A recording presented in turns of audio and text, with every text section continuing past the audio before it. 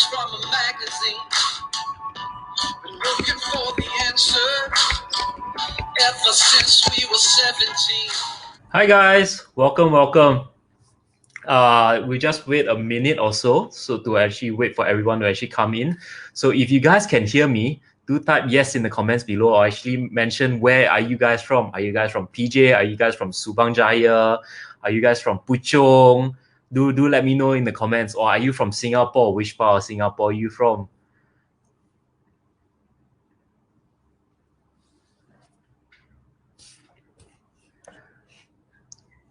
Hi guys, welcome.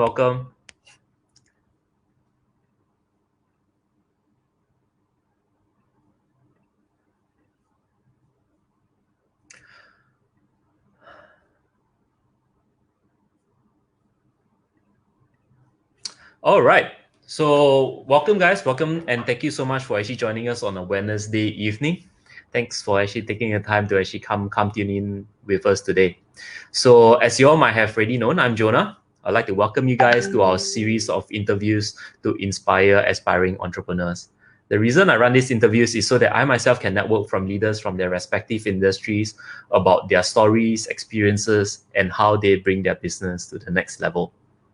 So many of our guests here share their passion and drive to do well, and we hope this will be able to learn from their experiences and mistakes and be better because of it.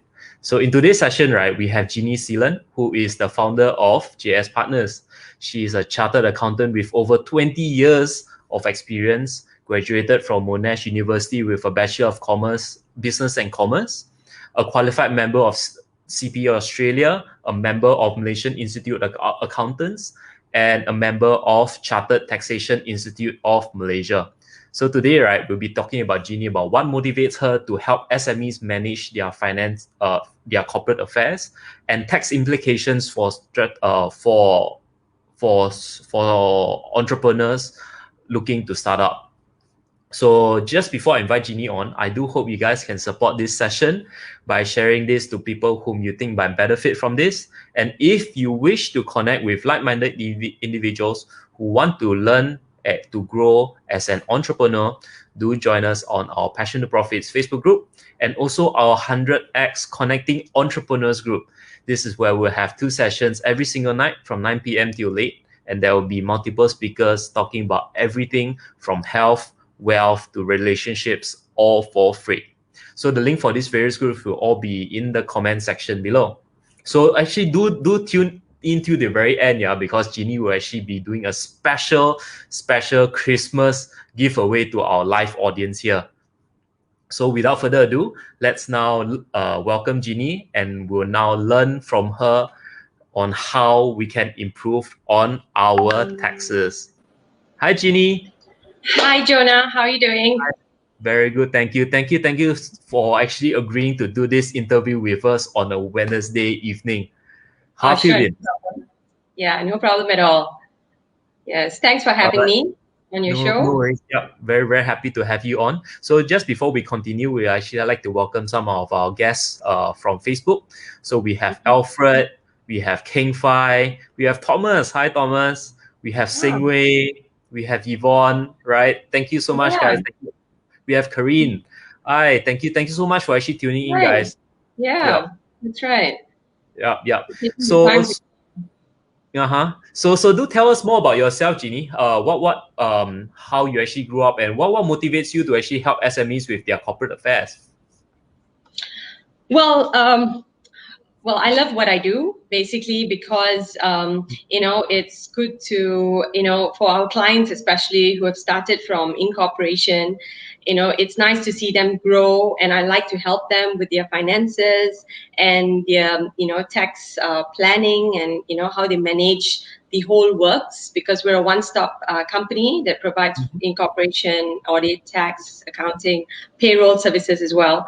So, and whenever they need any help, of course, we're there to help them, and we're happy to see them grow. All right, fantastic. Yeah.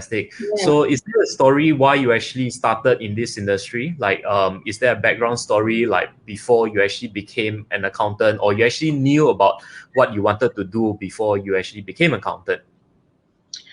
Well, the story would be the fact that, well, I come from a family of accountants, and Okay. I would say the biggest inspiration for me was my dad. Yep. And he started his practice in 1980, so it's 40 years old now.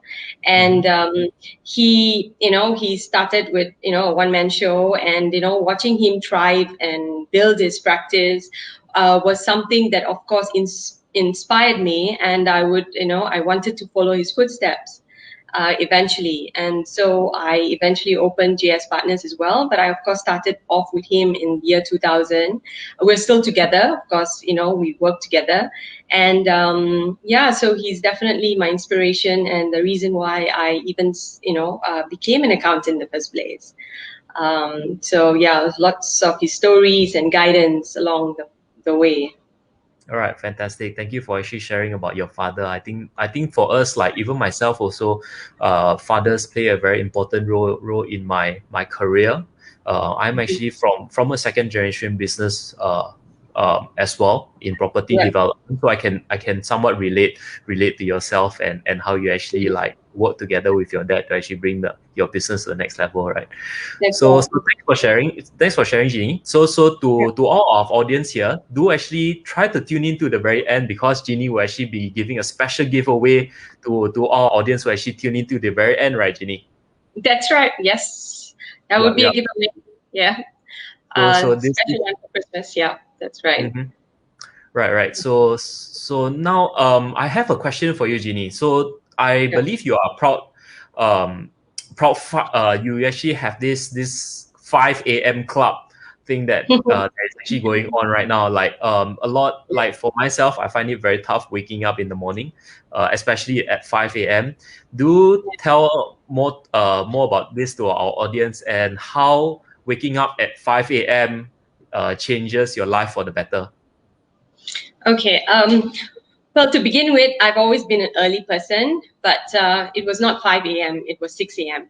Of late, I started getting up at 5 a.m. because I needed more time in the day. And Mhm. the reason, I mean, following the 5 a.m. club book, the reason for the 5 a.m. is basically, I get up, there is time for myself. My me time is at 5 a.m., where I get up, meditate, and I, have my 2 glasses of water and eventually exercise. So that 1 hour, which is what is mentioned in the book, is a very good hour where you start your day right. And it just basically sets the day right, and it gives you a right mindset on what your day is going to be like and how to stay focused in the game. Mhm. So this is a very important hour for me, I would say, and I get to do all the things that I have to do, and for myself, and also just to stay focused. So Wow, it has helped me in wonders, and I think it's not 5 a.m. for everybody. It may be a 6 a.m. for someone or a 7 a.m. for someone, but it's that 1 hour of things that you need to do where it's quiet without any interruption. So yeah. I see. How long have you been doing this routine for? Is and how does it actually impact your personal life at the moment? How has it been for you? Okay, so I started this routine in early part of this year, and Mm-hmm. I find it. I just feel less stress and more at ease, and especially when I have the time in the morning, and so with the meditation and with the exercise, and I feel it also has given me a lot of ideas, Mm-hmm. during that time, about my business and how I could, because that's a time that you have for yourself, and I feel that all my ideas actually come in during that hour. Wow. So Okay. That's really powerful. I think it's a power hour, they would call it. it's the power hour, Power exactly. hour. So we have Yeah. a question from Singwei. Singwei actually is asking what time do you go to bed, Ginny? Yeah. Well, I passed my time actually. Oh, really? I'm so sorry. I'm so sorry. Yeah, yeah. Thank you Yeah. for actually staying up with us till so No, late. it's Yeah, fine. It's fine. Well, Singway, well, I go to bed, I try to get to bed by 10. yeah. Yeah. So 9:30, 10, I try to, get in bed and go to bed. So usually 9:30 doesn't work, but by 10 for sure. So, so I mean, most people might not be able to go to bed at that time. So that's why sometimes the mornings might have to change according to what time would work best, I would think. I see. Cool, cool. So we do have one or two of our new audience here right now. So we have Shariza. Hi, Shariza. Hi, Hi, thanks for Shariza. yeah, and we have Jasmine. Hi, Jasmine. Thanks for actually tuning in. Yeah. So yeah, just before we actually go on, do actually do actually let us know which industry you are actually from, right? We would love to know which industry that you are from, so Jeannie can actually somewhat tailor some of the questions to actually suit some of you guys actually tuning in, right? So Yeah. type in which industry. Maybe are you from the tech industry? Are you from the insurance industry? Are you from the finance sector? Do let us know in the comments below, yeah. All right, cool. Jeannie, so back to our topic for today. So today's Yes. topic will be five ideas or strategies on how entrepreneurs can plan for their tax. So what would Okay. your first framework be? Okay, the first strategy, of course, would be organize your tax paperwork, okay, Yep.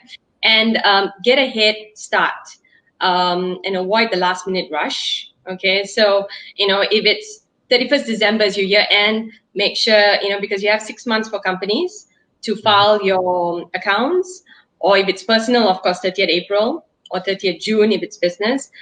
And don't wait for those deadlines to start looking for receipts or looking for your documents or quickly trying to, finalize your accounts, because it's too late to do anything.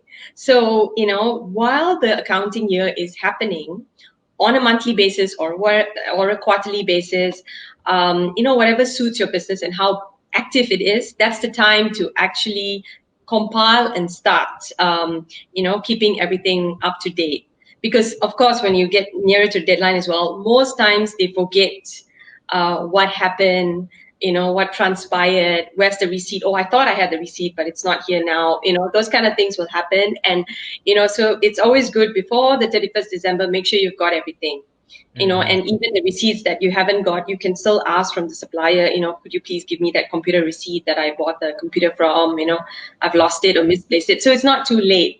Yeah. So most times actually they are, our clients or, the general situation is they have lost out in terms of reliefs or things that they can claim or expenses because they've not had that proper supporting document. Yeah. So that is vital. Okay, and of course, certain expenses are claimable and not claimable as well. Yeah, so that's the most important, and keeping track of your paperwork for your first first pointer. Right, fantastic. So paperwork, keeping track of your paperwork. So what happens if we do not actually or what happens if we actually ignore the dates? Like a lot of times there's no one actually forcing us to actually submit our Yes. documents, our claims. What would be the implications be like? Okay, so there would be a penalty of failing to comply, and the penalty is huge.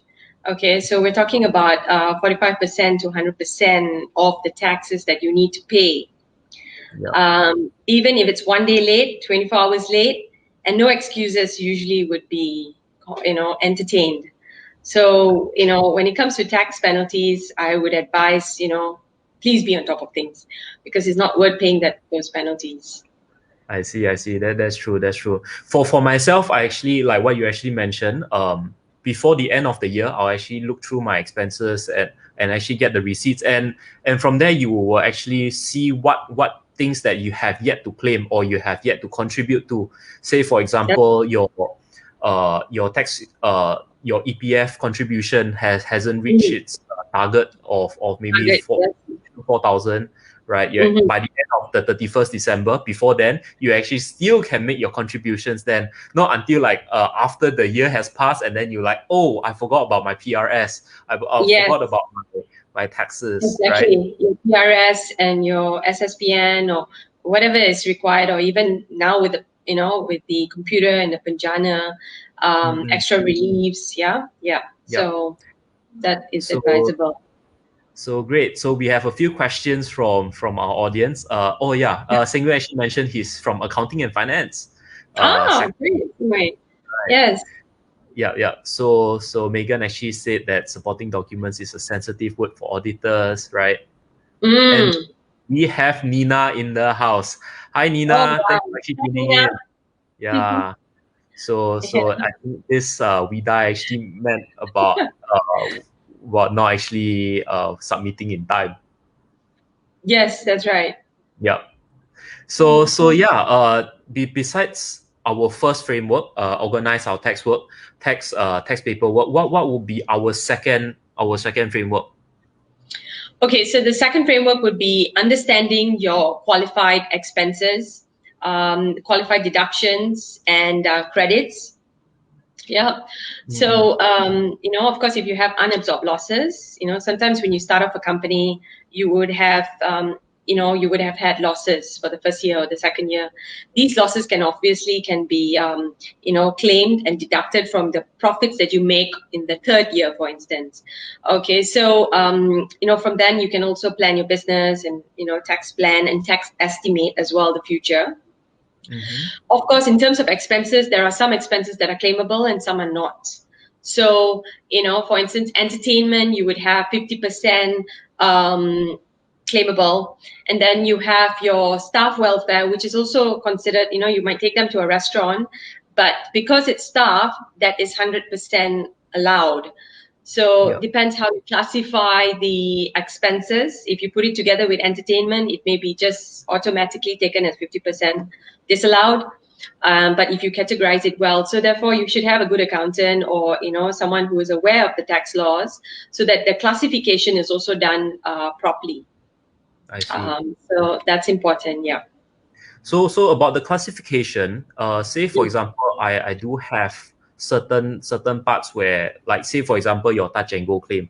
Your touch and go Yeah. claim, you can actually be like, part of it is personal, part of it is business. So do they actually treat it directly as 50%? Okay, so for those kind of expenses, it will depend on your industry, and it would depend on what you would think would be how much you're using the car for, or you're traveling for. So you can do a percentage, like, okay, 60% of my time, is spent on work. So I'm Yep. going to take all the expenses. 60% of it would be considered work. 40% is personal. Okay, So so you can do a rough estimate, and that is allowed by the LHDN. I see. So in terms of this, is there any difference between a partnership and the Sendian Berhad? Because I know, like, taxes for these two entities are actually quite different. So Yeah.